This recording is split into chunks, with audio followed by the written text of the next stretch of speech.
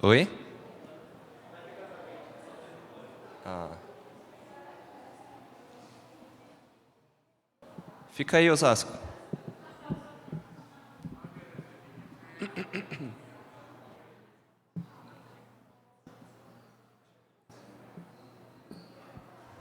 Bom, vou começar com uma oração e depois eu dou uma breve introdução aqui. Senhor Deus, obrigado por esse dia, obrigado pela Tua palavra e pelo que o Senhor está fazendo nas nossas vidas. Senhor, abra o nosso entendimento para receber e pensar um pouco sobre nossa vida, sobre como o Senhor tem trabalhado mesmo nas adversidades. E abençoa cada um aqui em nome de Jesus. Amém. Bom, para quem não me conhece, eu sou Gilberto. Eu não dou aula faz algum tempo, né? Estou retomando aqui. A gente estava lendo esse livro aqui. A gente está lendo esse livro aqui, ó, essa amostra aqui é do Isaac, eu já terminei, então quem quiser, depois a gente pode emprestar para vocês lerem, chama Famílias Imperfeitas, Graça Perfeita. E a gente está no capítulo 6, que vai abordar primeiro a história de Judá, que na verdade é uma história que a gente não presta muita atenção, mas é bem importante. Ficou meio pequeno aqui, mas eu vou dar um panorama para a gente não se perder, tá? Então a gente está no capítulo 38 de Gênesis, para quem quiser ir seguindo. E ele vai falar sobre a história de Judá, né? Quem lembra quem era Judá? Judá era irmão de José, um dos irmãos que vendeu José para os egípcios, né? Tem esse pano de fundo, né? A história conta sobre José e no 38 vai enfocar sobre Judá. E Judá, ele tinha ido para uma terra estrangeira, né? Meio que parece que ele estava fugindo da dor, né? Da dor de ter vendido o próprio irmão. E ele se casou com uma filha de um cananeu. E engraçado que essa filha não é mencionado o nome dela, é só mencionado que ele conheceu essa mulher e tomou por casamento. Era meio um padrão de comportamento de Judá, que ele chegava lá, conhecia uma mulher, já queria, né, enfim, ter relacionamentos. É um padrão que vai se desenvolver na vida dele. Então ele vive essa vida, né, sem muito sentido, meio fugindo da dor de ter vendido o irmão dele, que ele nem sabia onde estava, e tenta preencher isso com uma série de coisas, né? E não sei quantos de nós, mas sempre a gente conhece alguém que tenta preencher a vida dessa maneira. Acho que cada um tenta preencher o vazio de cada um de uma maneira, né? Mas ele tinha esse jeito de preencher a vida com relacionamentos, sexo, enfim. E aí a gente vê os frutos da descendência dele, né? O capítulo 38 vai falar um pouco sobre os filhos dele. Então, o primeiro filho chama ou Er, e Deus reprovou a conduta dele e fez com que ele morresse, esse primeiro filho, né? E esse primeiro filho tinha sido dado em casamento com uma mulher que chamava Tamar. Então ela ficou viúva. E o Judá, ele dá Tamar em casamento para o segundo filho, que era o Onã. E aí o Onã não descreve a razão de ele ter feito isso, mas quando ele tinha relacionamentos com a Tamar, ele derramava o sêmen no chão, meio como forma de sabotar o irmão mais velho que tinha morrido, né? Para não dar descendência para esse irmão mais velho.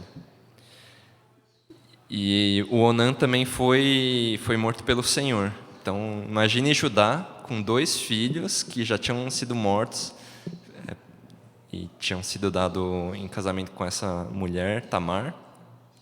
Imagine, aí ele tinha um terceiro filho. A pergunta era: será que eu dou essa mulher em casamento para o meu terceiro filho? O que será que vai acontecer com esse terceiro filho?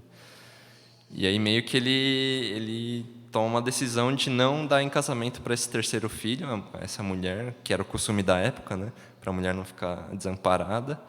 Mas meio que o Judá ele devolve Tamar para o filho pro pai dela, então ela vai morar na casa dele. E aí tem um episódio em que Judá ele se junta com um amigo dele, dessa terra dos cananeus, e vai para a terra do pai de Tamar. E aí Tamar, ela vê uma oportunidade, né? Ela vê uma oportunidade de mudar a vida dela, né? Que ela era viúva, não tinha descendentes. E fala, vou tentar uma oportunidade para receber essa descendência, né? Então ela se veste prostituta. Ela estava nesse momento, né, de ansiedade, né, por não ter sido dada em casamento. Ela se veste prostituta e Judá, naquele padrão, né, que ele tomava, né, de chegar num lugar, conhecer uma mulher bonita e querer já ter relacionamentos. Ele faz isso com Tamar, sem sabendo que era Tamar. E aí tem um episódio que a Tamar ela pede um pagamento, né? Como ele não tinha nada, ele fala que ia enviar um cabrito. Mas como ele não estava com cabrito lá, então ela pede uma garantia que é o cordão e o cajado de Judá. Então ela fica com isso. E depois de uns meses, eles descobrem que ela estava grávida. Na verdade, não desse sentido, né? Mas o Judá, a Tamar é descoberta, né, que ela ficou grávida, e perguntam para ela como que ela ficou grávida. Ela falou que se prostituíam. E aí o Judá é chamado, né? Fala, a sua nora ficou grávida e se prostituiu. Aí ele fala, não, tem que punir ela, tal. E aí quando ela mostra essa garantia que o Judá tinha deixado com ele, ele reconhece que tinha feito as coisas erradas e cai em si, né? Então, esse é o pano de fundo dessa aula. E, na verdade, eu li bastante, eu pensei assim, o livro fala bastante sobre o pecado, né? Principalmente o sexual de Judá. E enfoca bastante também a graça de Deus. Mas eu fiquei pensando bastante em como desenvolver esse assunto para deixar mais rico, né? Porque para mim era pelo menos no livro acaba sendo uma transição meio pouco superficial de como a gente passa desse estado de pecado para o estado de graça, né? Que é a solução, vamos dizer, que o autor do livro prega. Mas é basicamente um processo, não sei quem que já passou por dificuldades parecidas, mas quando a gente passa por um processo de muita dificuldade, alguma tragédia na nossa vida que nós mesmos causamos, né? Então, pode ser uma traição, pode ser um problema no casamento, um problema financeiro, um acidente, alguma coisa que nós mesmos tenhamos causado, que tenha gerado muita dor e sofrimento para a gente, né? Então, esse é o contexto do Judá, que ele mesmo causou essa vergonha para ele, né? E é uma das fontes que eu queria falar do sofrimento que a gente passa no nosso dia a dia, né? Então, quando a gente se depara com isso hoje, como que a gente reage, né? E acho que uma tentação hoje em dia, né, é terceirizar a culpa, né? Falar, não, acho que eu não tive culpa, a culpa é de uma outra pessoa, né? Meio que se vitimizar. Então, nunca assumir a sua própria culpa quando as coisas ruins acontecem. Isso, não sei, até no âmbito político eu vejo muito assim, né? O problema não é a pessoa que errou, a pessoa que não estudou, se esforçou. O problema é o sistema que é corrompido, eu preciso mudar o mundo inteiro para resolver o meu problema econômico, vamos dizer, né? Ou coisas parecidas, né? Então, a gente sempre tenta buscar alguma coisa fora do nosso alcance para não ter que admitir essa culpa, né?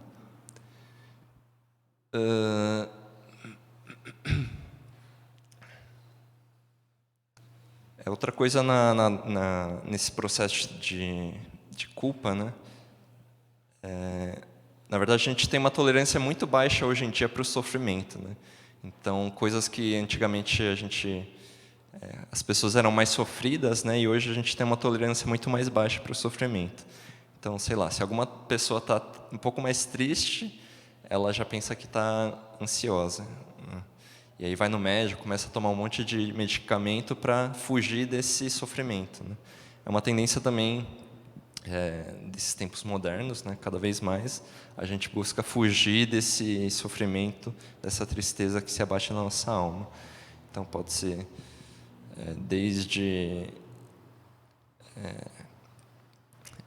culpar o outro, né? Culpar as forças do universo, as forças do país, enfim, mas nunca buscar dentro a solução, na verdade a causa do nosso problema, né? A solução a gente vai ver onde a gente busca. Então essa é a primeira fonte de sofrimento que a gente tem, que é abordado aqui nesse capítulo do livro, fala no capítulo 38 de Gênesis, né? Aí eu trouxe uma citação aqui do Tim Keller, um outro livro que eu acabei comprando sobre sofrimento, né? Ele fala assim: como os sofredores são considerados vítimas de um universo impessoal, eles são encaminhados a profissionais, médicos, psicólogos, assistentes sociais ou autoridades, cuja tarefa é aliviar a dor pela remoção de tantos fatores de estresses quantos forem possíveis. Então, a tentação aqui, né, é a gente tentar fugir, apagar as coisas ruins do nosso dia a dia, se medicar ou fugir através de drogas, álcool, enfim, e não tratar o problema, né?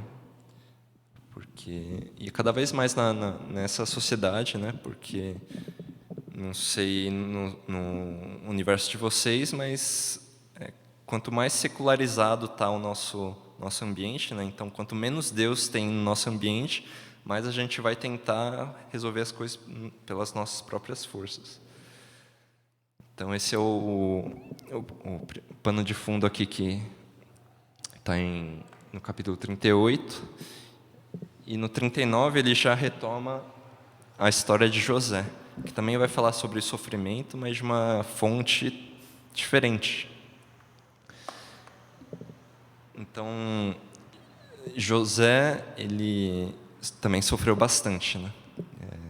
A gente já falou aqui nas últimas aulas, mas ele foi vendido pelos próprios irmãos para os egípcios, e no 39 ele vai retomar outro caso de injustiça feito com José, que é o episódio da esposa de Potifar. Então, existem exemplos na nossa vida em que a gente vai sofrer pelo nosso próprio pecado, e existem exemplos como José, que acaba sendo um símbolo, né, de Jesus, de sofrimento, não pelo que ele fez, mas um sofrimento que as outras pessoas impõem sobre ele, né? Então, ele é injustiçado, ele, apesar de se negar a pecar, a esposa de Potifar faz uma calúnia contra ele e ele é mandado para a prisão. Então, toda a vida de José é permeada por isso, por esse sofrimento que ele, por mais que ele busque a Deus, por mais que ele tente fazer as coisas certas, sempre tem alguém querendo derrubar ele, assim, fazendo muito mal para ele, né? E é um desafio para a gente, né? Pensar no sofrimento que a gente vive, né? Pô, por que Deus? Se eu estou fazendo tudo certo, por que que as coisas ruins acontecem comigo, né? Como se fosse uma barganha com Deus. Mas que a história de José e próprio Jesus nos ensina que, por mais que você seja justo e tente fazer as coisas corretas, sempre o sofrimento vai te abater.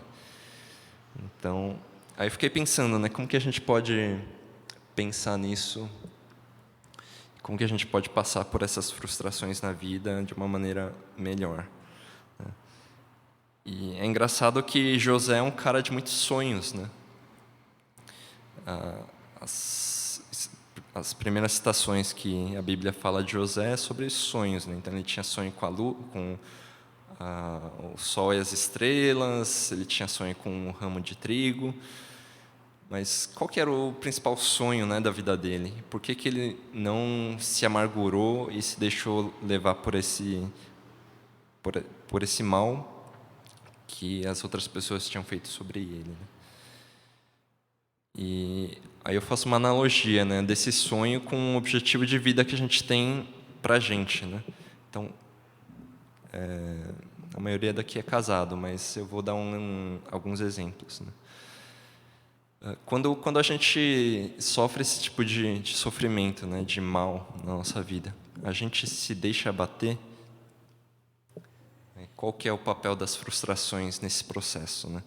Então, eu vou dar um exemplo de do casamento, né? Quando vai tudo mal no seu casamento,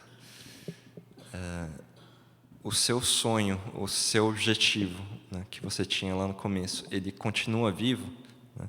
Ou você simplesmente descarta o seu sonho por causa do seu sofrimento, né, da sua tragédia de vida. Esse é uma tentação que a gente é confrontado toda vez que a gente passa por esse sofrimento, né, essas dificuldades que vêm.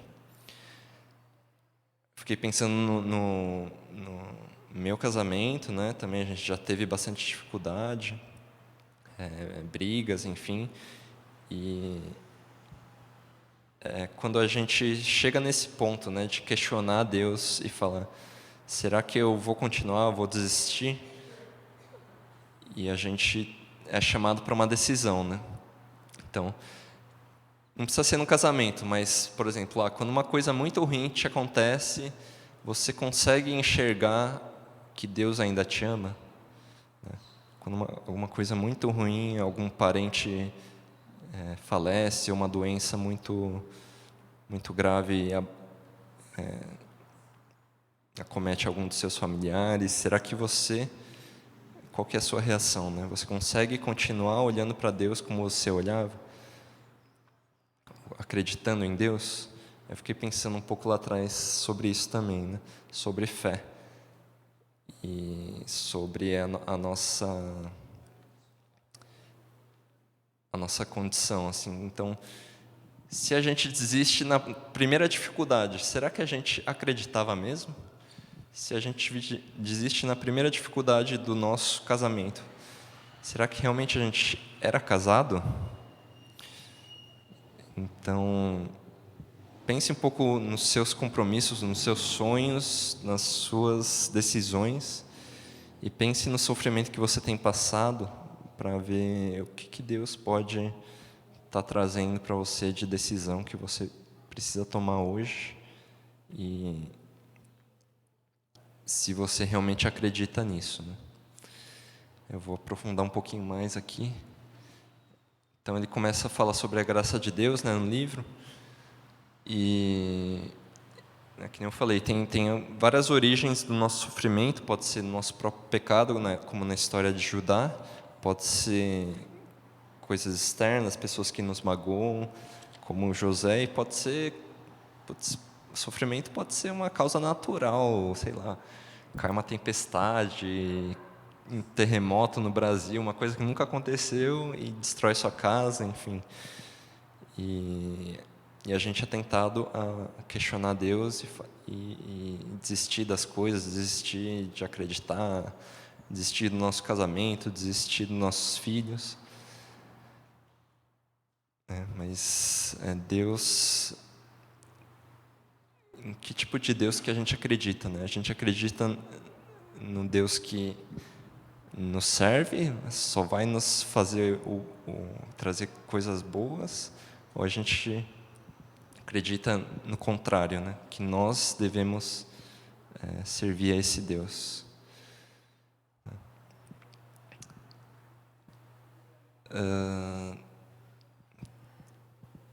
Tem algumas citações que eu trouxe aqui, não são exatamente pensadores cristãos, mas falam um pouco desse sofrimento, né?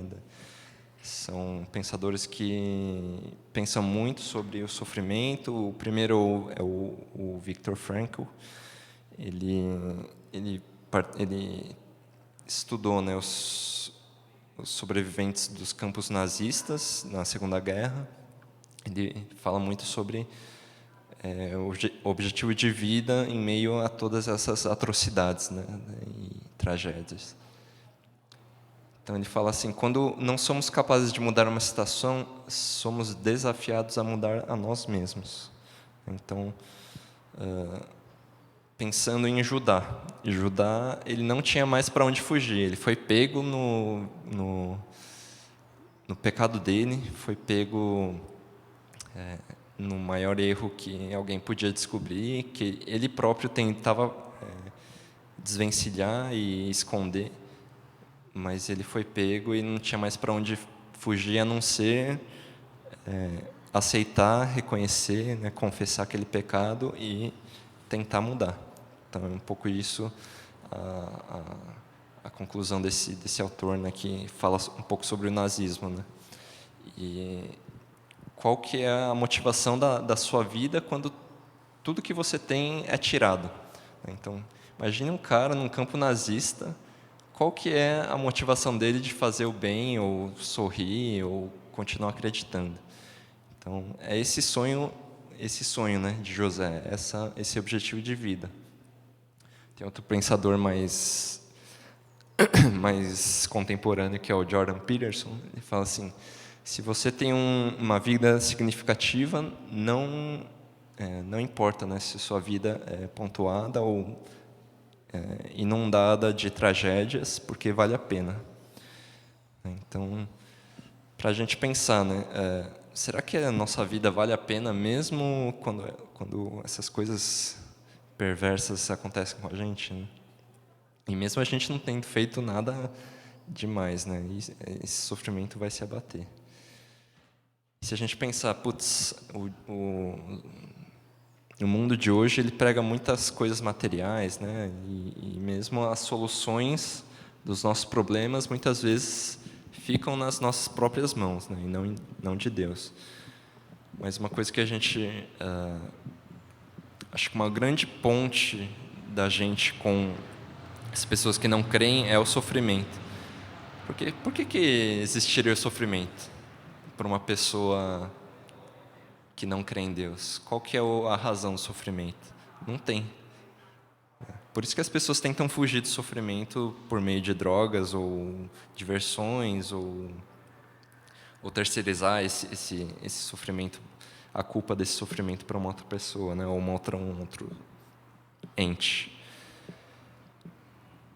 Mas se o nosso propósito de vida está em coisas materiais, quando tudo isso é tirado da gente, não sobra nada, né? Por isso que nosso propósito de vida precisa transcender essas coisas materiais e ser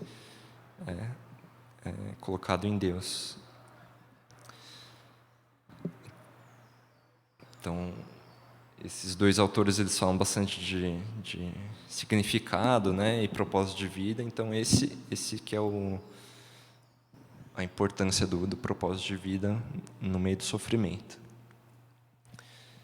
Eu coloquei esquematicamente aqui, acho que no livro não tem nada nesse sentido, mas como que é o processo de Deus trabalhar no nosso coração, né? Putz, acontece tanta coisa ruim com a gente. E como que Deus trabalha para trazer coisas boas através disso, né? Então, a primeira fase seria o estado de Judá, antes dele ser pego, né? Então, ele continua ali negando o problema na vida dele, que era essa culpa de ter machucado e traído seu irmão, né, vendido ele para o Egito. Então, não sei se vocês querem ler. Acho que é bom a gente ler aqui também, falar um pouco desses pecados, né? Efésios 4.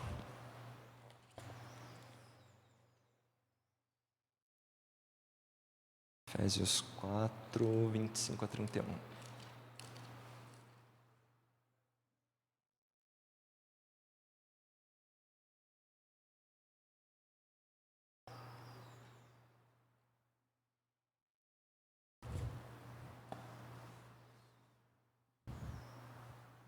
Nas minhas aulas eu sempre chamo o pessoal para ler os versículos. Aí eu vou fazer. Paulo? Rondinha, vai. 25 ao 31.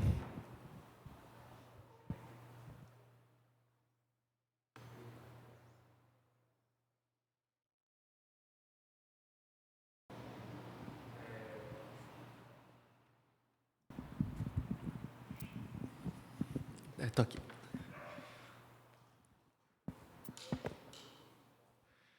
Portanto, abandonem a mentira e digam a verdade a seu próximo, pois somos todos partes do mesmo corpo. E não pequem ao permitir que a ira os controle. Acalmem a ira antes que o sol se ponha, pois ela cria oportunidade para o diabo. Quem é ladrão, pare de roubar. Em vez disso, use as mãos para trabalhar com empenho e honestidade, e assim ajudar generosamente os necessitados. Evitem o linguajar sujo e insultante, que todas as suas palavras sejam boas e úteis, a fim de dar ânimo àqueles que as ouvirem. Não entristeçam o Espírito Santo de Deus, o selo que Ele colocou sobre vocês, para o dia em que nos resgatará com sua propriedade. Livrem-se de toda amargura, raiva, ira, das palavras ásperas e da calúnia, e de todo tipo de maldade. Em vez disso, sejam bondosos e tenham compaixão um dos outros, perdoando-se como Deus os perdoou em Cristo.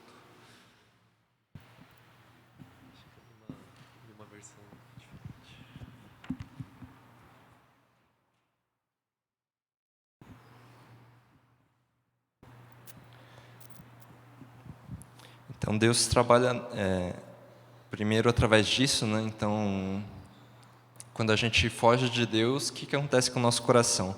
Ele fica cheio de amargura, ressentimento, inveja, arrogância e mentira, que é uma dos traços, né?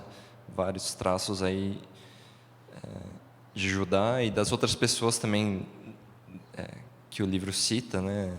Mesmo Jacó, Isaac e Abraão, eles cometeram muitos erros como esses, né? E como que Deus começa a mudar as coisas, as prioridades. Então, geralmente tem algum episódio muito marcante ou algum chamado de Deus para uma mudança, né? No caso de Judá foi o quê? Foi ele ser totalmente quebrado, né? Que nem aquele vaso ali. Então, quando a gente é totalmente quebrado, a gente fala, putz, não tem outra saída senão eu mudar e tentar trilhar outro caminho, né? E foi o que ele fez. Inclusive, a descendência de Jesus é através de Judá, né? Então, Deus faz isso, né? Através do sofrimento, Ele vai trazer situações em que a gente vai realmente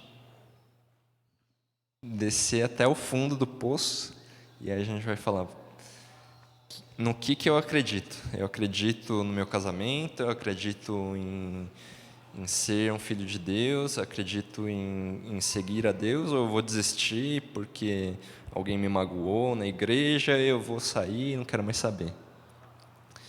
Mas Judá ele tem uma resposta, primeiro, né, de confessar o pecado, de ter essa humildade, e acho que é a partir daí que Deus começa a criar coisas novas, né? Tem um influenciador que eu gosto bastante também, que é o Thiago Brunet. Eu trouxe uma citação dele aqui. Não sei se quem conhece ele, está um pouco pequeno ali. Ele fala: quando você tem a presença do perdão, você tem um dos poderes mais fortes da humanidade, que é o poder de ninguém mais poder te ferir. E acho que Deus vai trabalhando na nossa alma nesse sentido, né, de nos dar mais poderes emocionais e espirituais. O que é o perdão, né? É o poder daquela pessoa não poder mais te ferir. O que é humildade? Humildade é o poder de você realmente saber quem você é e não se vangloriar ou se amargurar ou se achar melhor do que outra pessoa.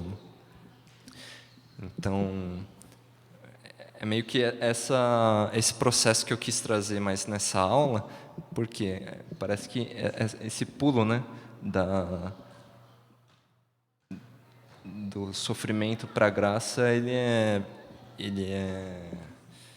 meio nebuloso, mas Deus ele usa do sofrimento para moldar nosso caráter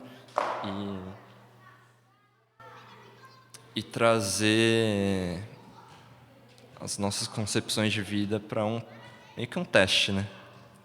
Então, esse é o processo. E aí a gente acaba tendo esses frutos, né? Que ali no meio acho que são frutos mais vamos dizer, entre aspas, né, da alma, e no terceiro seriam mais frutos do espírito. Aí eu dei uma viajada aqui, se for muito complicado, depois eu explico melhor para vocês, mas imaginem um reino assim, né? Um reino totalmente fechado, em que só tem ordem, que seja uma vida, uma vida que a gente viva no nosso dia a dia, no cotidiano. E aí de repente uma coisa externa vem, né? Pode ser chamada de caos, e começa a bagunçar a nossa vida. E é bem estranho que muitas vezes quem chama a gente para esse caos é o próprio Deus. Deus chamou Abraão. Deus chamou Abraão e falou assim: saia da sua terra, do meio dos seus parentes e da sua casa, do seu pai, e vai para uma terra em que eu lhe mostrarei. Lá em Gênesis 12, versículo 1. Então, às vezes a gente não está nem buscando problema, né? A gente só quer a nossa vidinha, sem problemas, mas Deus ele nos tira dessa zona de conforto e fala: não, você vai ter que sair, você vai ter que matar esse dragão, você vai ter que ter coragem, porque senão a gente não vai crescer, né? A gente não vai passar por esses processos, né? E a tendência é a gente ficar naquele primeiro cenário ali de infantilidade, né? Tentando justificar nossos erros, fugindo, tentando preencher o nosso coração com outras coisas. Mas Deus, através desse sofrimento, Ele vai trazer provações, né? E a gente sai desse reino de conforto, né? De ordem. A gente se depara com coisas difíceis. Para quê? Para transformar nosso caráter e a gente confirmar que a gente acreditava, né, na verdade. Aí tem esse mesmo autor que eu fiz uma citação, né, o Jordan Peterson, mas ele fala bastante sobre o que é acreditar em Deus. Será que é só a gente falar, eu acredito em Deus? E aí ele traz algumas reflexões, né? Um dos grandes pensadores que criticava isso nos cristãos era Nietzsche. Nietzsche foi um filósofo do século XVIII que ele falava: na verdade, não adianta se você fala que acredita em Deus e não age como se você acreditasse em Deus. Então, na verdade, as suas ações contam muito mais do que o seu professar que você acredita em Deus. E é mais ou menos isso, né? Que Deus está chamando a gente. Realmente colocar a nossa fé à prova cada dia, sair desse campo, né, de conforto e de ordem, e ir lá e matar um dragão, um leão a cada dia, e realmente confirmar que a gente acredita, professa.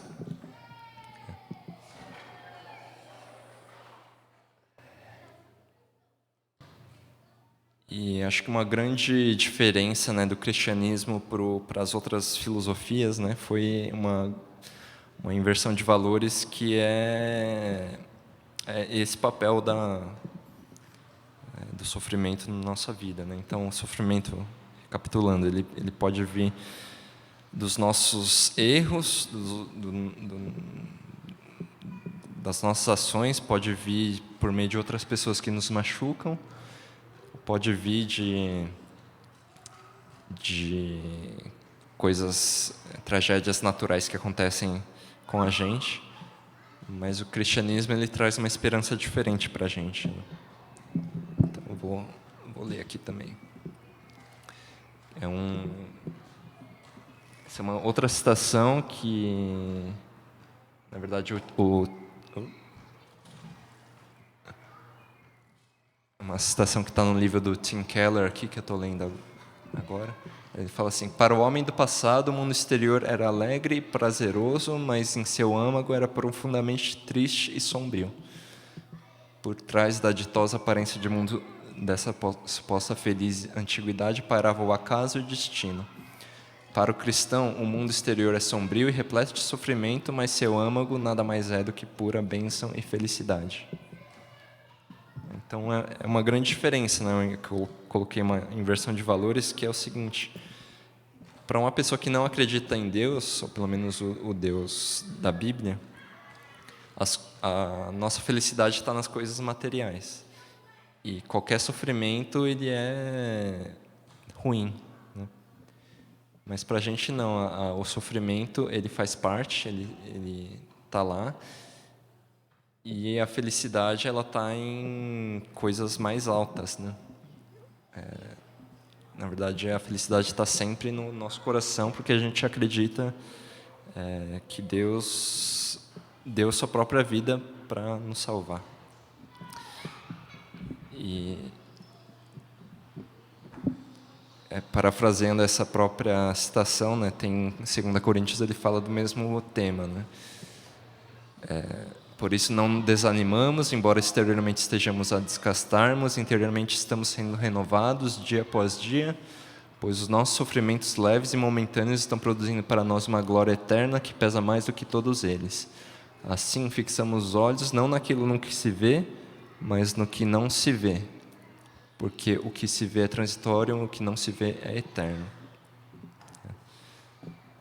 Então, na verdade, isso são reflexões assim que desde o começo do ano eu venho pensando muito sobre Gênesis, né? Sobre tudo isso que Deus coloca já de cara na Bíblia. Por que tanto sofrimento? Por que essas coisas acontecem do jeito que acontecem, né? Por que a gente precisa sofrer? Mas acho que, primeira coisa, né? Deus está chamando a gente para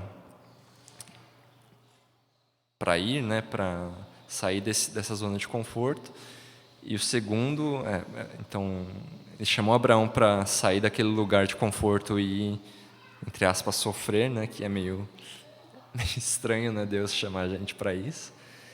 E Jacó, que foi Israel, né? Que foi o nome do povo escolhido por Deus, que Israel é basicamente aquele que luta com Deus. Então, qual que é a nossa luta com Deus, né? Será que é uma luta para fugir desse sofrimento ou é uma luta para realmente entender tudo isso e continuar seguindo com Deus apesar de tudo isso, né? Então, acho que o cristianismo ele acaba dando respostas um pouco mais completas sobre tudo isso, né?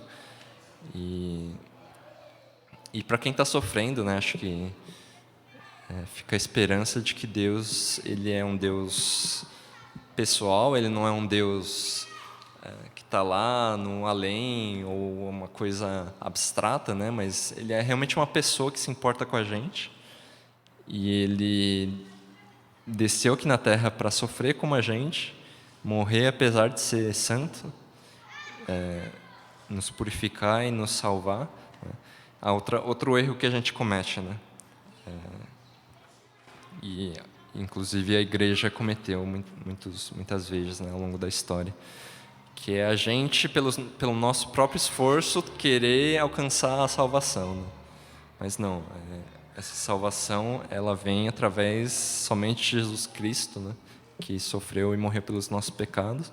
Mas esse processo, na verdade, é um processo de santificação, em que Deus ele vai trabalhar nos nossos pecados e renovar, né? Fazer um processo de restauração.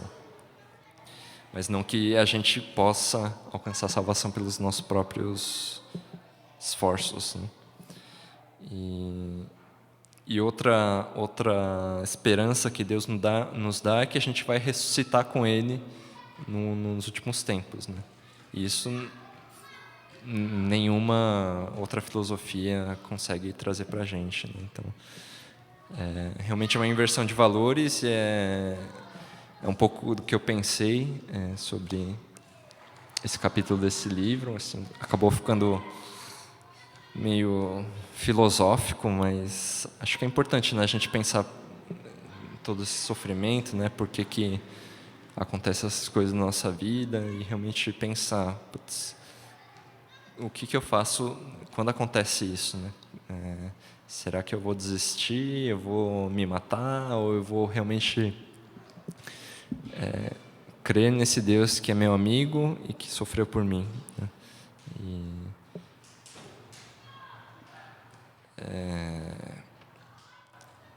Deus tem um propósito em todo o nosso sofrimento, acho que.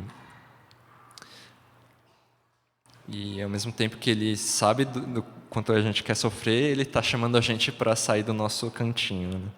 Então é bem desafiador, não é fácil, mas acho que a igreja também serve para isso, para a gente se apoiar, se fortalecer um ao outro, né? Nessa caminhada que não é fácil, mas Deus ele vai ajudar cada um em cada tragédia da nossa vida, que não são poucas, né? Pode ser de vários lados, a gente é massacrado e pisoteado, mas se a gente tem essa esperança em um Deus vivo, um Deus que morreu por nós, a gente vai conseguir suportar. Beleza? Então é isso. Li, pode orar por a gente?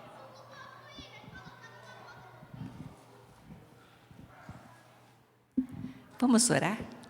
Senhor nosso Deus, nós realmente, como ser humano, a gente não entende quando o sofrimento vem na nossa vida. E quando ele vem e dura,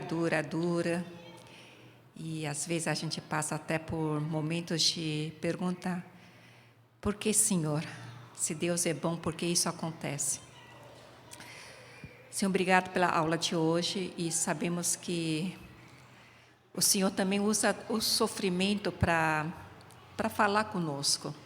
E o Senhor se mostra muito presente quando nós passamos pelos vales. O Senhor também se mostra muito pessoal, e também é o Deus que nos tira do vale para depois, o próximo passo, levar para um local mais alto.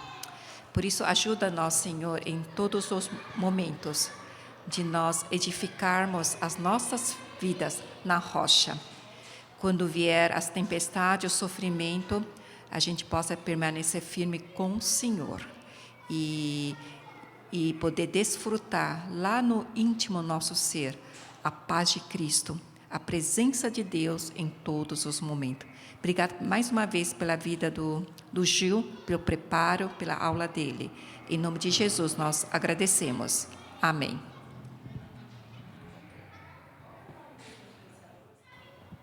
O Jordan Peterson. Qual? Diácono? Thiago Brunet.